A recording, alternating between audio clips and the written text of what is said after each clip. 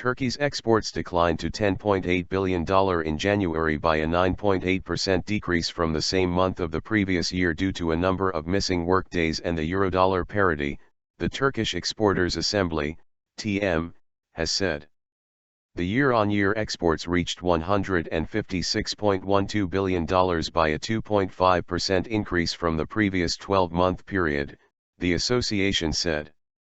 Exports decreased in January due to missing workdays caused by inclement weather and the regression in the euro-dollar parity, TM head Mehmet Büyükekşi said.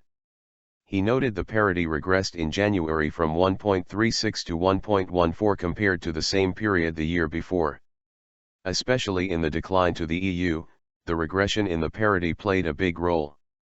If the parity had remained the same, we would have added $750 million worth of exports to the January exports, Büyükekşi said. The most exports were made by the automotive sector in January with around $1.73 billion. The sector was followed by the textile and confection sectors with $1.39 billion and the chemical materials sector with $1.2 billion. The biggest export markets were Germany, Iraq, Britain, Italy, and the US in January.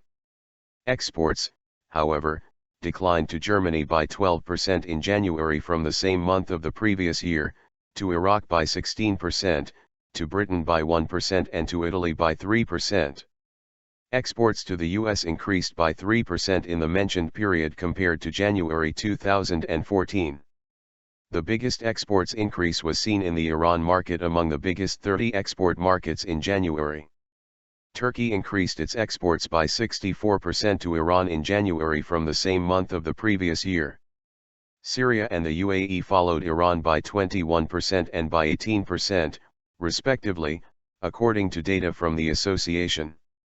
On the regional basis, exports to the EU decreased by 7% in January from the same month of the previous year, by 16% to Africa and by 5% to the Middle East.